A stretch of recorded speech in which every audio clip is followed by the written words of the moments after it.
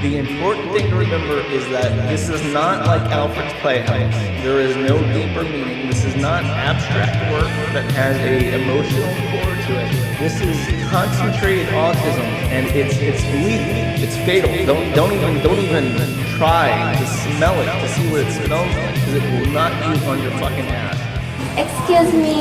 Radio Free and Smith episode 221. You know, when I was a younger version of myself, and I was just getting into death metal, the big thing at the time was sort of like these celebrity journeyman drummers that weren't really tied down to any one band. They just drummed on a whole bunch of different stuff. It was a weird time in death metal. Everything was all about how fast you could sweep pick, how many beats per minute each song was. Honestly, compared to the classic days, it wasn't great, but it's infinitely better than what we've got going on now. That's ridiculous. You're a jerk for that's the big ass cigar set with. I'm just busting your balls. But getting back to this idea of celebrity drummers, three of them that were very notable at the time were Derek Roddy, Tony Laureano, and Tim Young. If you haven't heard of these guys, they all played in a fuckload of different bands. Tim Young is probably most famous just for his ability to go really, really fucking fast, as exemplified by his performance on the first Hate Eternal album.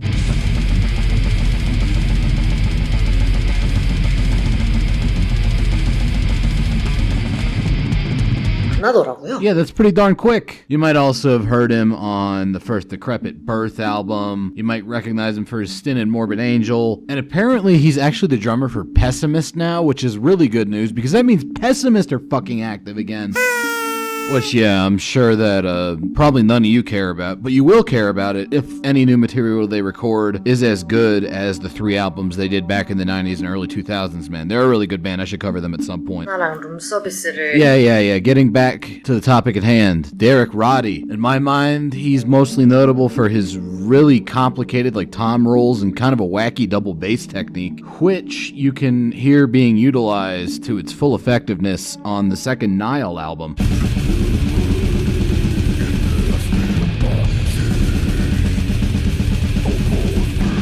He's also notable for being in Malevolent Creation, Divine Empire, and, like Tim Young, he played in Hate Eternal for a while. And then finally, Tony Laureano. What sticks out to me about him is not only the technicality of his drumming, but like the kind of like really wacky, violent shit he does with the cymbals, which you can hear being utilized very well on the third Angel Corpse album.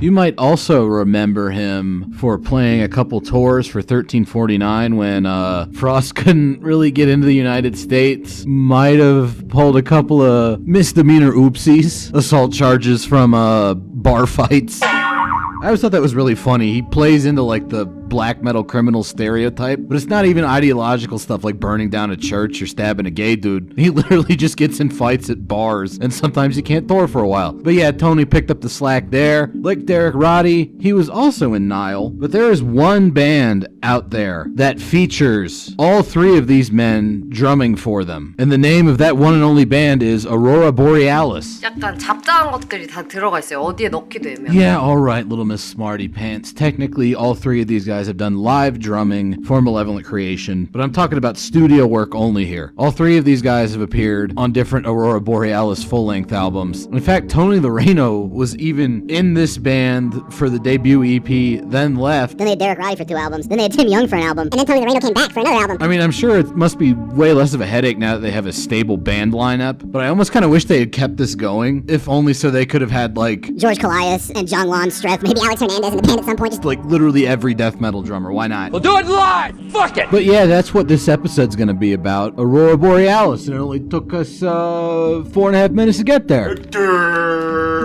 But like that band Pessimist I mentioned way back in the antediluvian aeons when this episode started, this Aurora Borealis band plays kind of a combination of black metal and death metal. So they got, you know, the death metal goes like...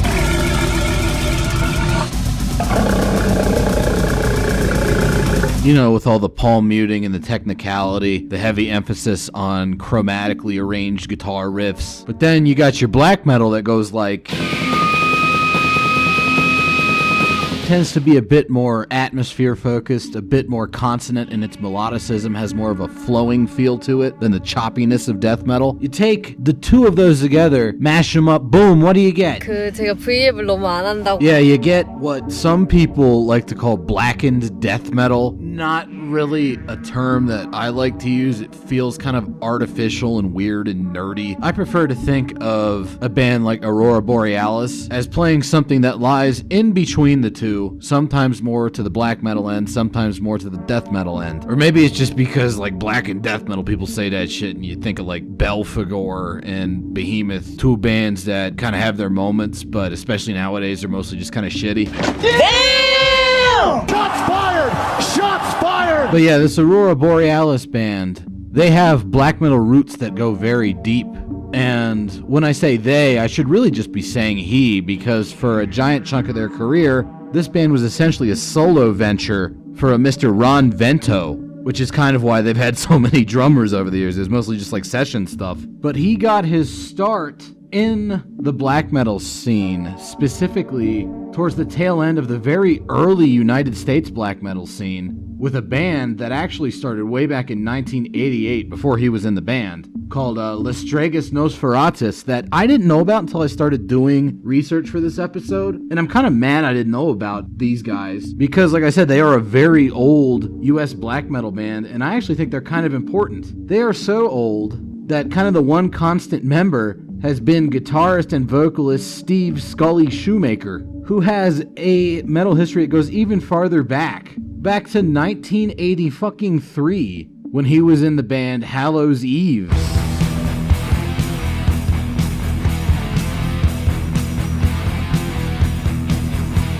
A very, very early thrash metal band. And in fact, outside of, say, Dan Lilker from Nuclear Assault and SOD, he might be one of the few old school thrash metal people that managed to make the jump into more extreme metal. And he did it much earlier with this Lasregas Nosferatus band. Now, Ron Vento doesn't show up until like their final demo. And this demo is pretty darn nasty.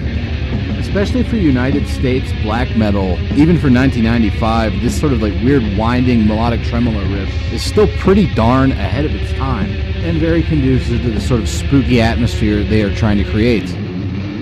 With transitions like these, with the heavy marked snare drum there, you can see that their thrash metal roots from way back in the Hallows Eve days are still very much present, and there's even a little bit of death metal and how percussive this stuff is. Very nasty, very evil stuff that I'm very honestly upset and disappointed in the underground metal scene at large for not informing me about this band earlier, because I gotta think, this seems like pretty historically important shit. And if they had ever actually managed to get out a full-length album, I wouldn't be surprised if they were on the same level as like Profanatica or Absu, if not Grand Belial's Key. But alas, it was not to be. Ron Vento, however, was full of the fiery energy of youth and musical inspiration, and he started his solo project, Aurora Borealis. Now, when you look at the first Aurora Borealis album, it has very striking album art. It kind of reminds me of the second Vital Remains album, in that it has this really noticeable kind of like cosmic feel to it with that aurora going on, and it doesn't really seem like something you would see on a death metal album. There's also almost like a bit of a Rotting Christ feel to it with all like the Greco-Roman architecture and that like green and blue lighting. So you're thinking, okay, what is this, a death metal album or a black metal album? Well, as I intimated earlier, it's both, and it's a pretty darn good example of both of those. It leads in with some high quality black metal tremolo riffing that definitely shows off the Lasregas Nosferatus influence.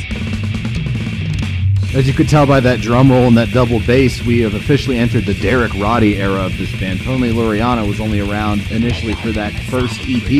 And it all sounds very, very black metal up until you get to the first song transition, which features a very death metal style full stop into a riff that is black metal in tone but death metal in execution, with the amount of palm muting and that sort of weird, super choppy right-hand guitar style.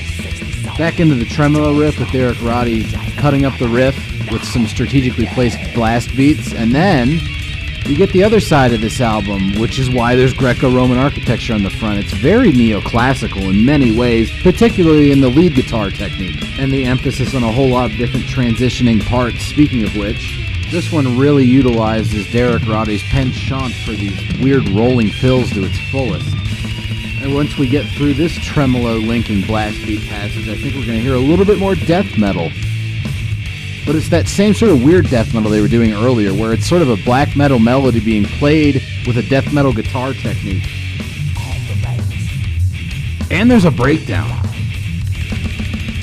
A really weird breakdown, because it still has that sort of black metal melody to it. Here's another interesting part where these two styles run into each other. Right now it's tremolo picked black metal into a really weird suffocation falling down the stairs style riff. Here it comes again.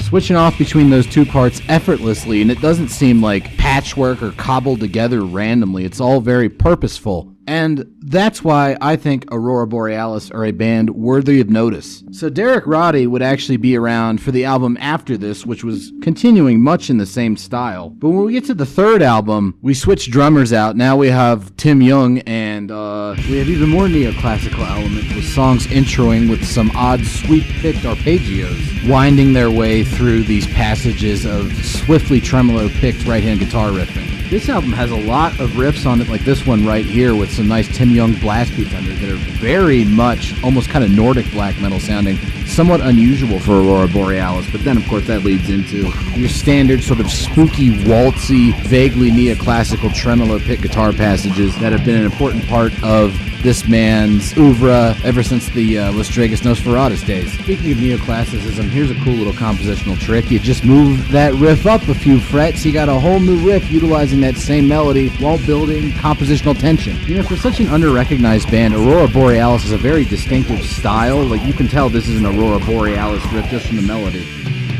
And now into the death metal, which is also very weird and unique, being sort of a hybridization of several different extreme metal guitar techniques. You have this sort of like low, mid-paced chugging kind of stuff you might hear on an early Death album, but it's going at it with a very black metal sense of melody, and it has these weird floaty guitars you might hear on like a Greek black metal album, all working in concert to create the unique Aurora Borealis sound. So yes, obviously it's a great album, but I do have one minor nitpick, and it's not even really this album's fault. It just kind of brought something to my attention. So at the end of this album, he stuck on 2 remastered tracks from the Lasregas Nosferatus demo he played on. I think that indicates that he wrote those. So that Lasregas Nosferatus demo, if you listen to like a tape rip of it, which is how you're going to find it on the internet today, it doesn't really sound bad.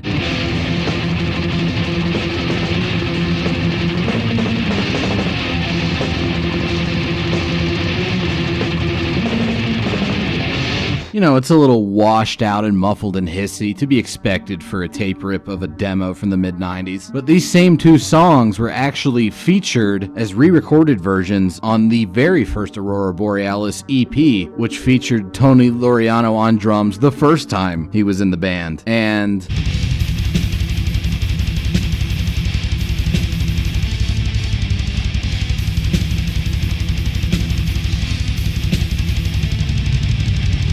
you know, I feel like I'm the fucking eye doctor here. Is that better or worse? Obviously it's better. It sounded amazing. But then you get 3 albums into the Aurora Borealis discography, and he puts on these remastered versions of the original demo tracks, and okay, here's the thing.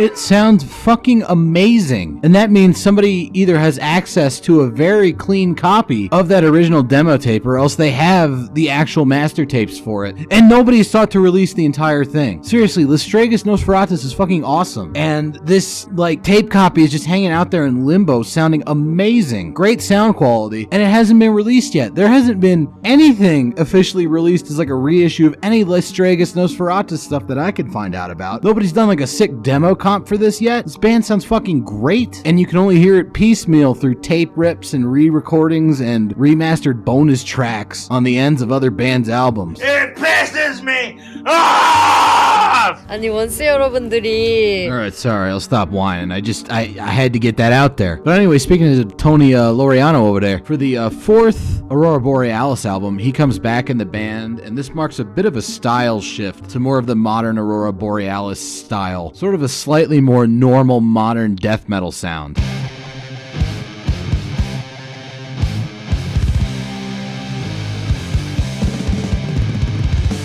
Albeit one that still has plenty of black metal melody going on. You can tell it's still the same band. It's just a little bit more in line with what everybody else was doing in 2006. The drums are mixed quite a bit more loudly, and this sort of has a side effect of de-emphasizing the guitar riffs, which are not nearly as long form and consonant as they used to be on earlier releases. The vocals are also quite a bit more intense, which again kind of takes away from the really atmospheric guitar shit they had going on earlier. But there's still good stuff, such as this weird part coming up here. I mean, how often do you hear Tony Laureano slow down like that? But also, this is a really cool kind of death thrash riff. And there's little nuggets of goodness like that scattered all over the album. This more kind of like death metal-y, modernistic style would essentially become the norm for the latter half of Aurora Borealis' discography. One thing they managed to do in the later albums is actually nail down a stable band lineup with a dedicated drummer, which I'm sure made things easier for Ron Vento. How about a little bit of a Gustav Holst intro, anyone? 앞머리 안 자를 거예요. Yeah, I know Nile technically did it first, but I think Aurora Borealis does it better. With a very smooth transition to a new riff set that is much more emblematic of the kind of stuff you're going to hear on a latter-day Aurora Borealis album. It's a little bit spazzier, a little bit techier, a lot more, like I mentioned earlier, modern death metal. Personally, I tend to prefer the earlier albums. Not that I'm shitting on later Aurora Borealis. It's not about that. It's not about that at all. I just generally prefer that really unique blend of old school black metal and old school death metal they had going earlier on to the more modern day death metal strains that they're currently working in. But if you're more of a modern death metal guy, have at the later Aurora Borealis albums, because they're definitely one of the better written examples of the style. I mean, pretty much every Aurora Borealis album is pretty darn good, and you should go and check them out if any of that sounded interesting to you, because I never seen anybody talk about this band, and it's a damn shame. I actually myself did this episode because I happened to remember that this band existed in like a dream. And I woke up, I'm like, man, I haven't listened to them in forever. And then, you know, I listened to them for like a few weeks. I'm like, holy shit, this is great. I'm gonna do an episode about it. Did everybody like it? I hope you liked it. Thanks for listening. I'll see you next time.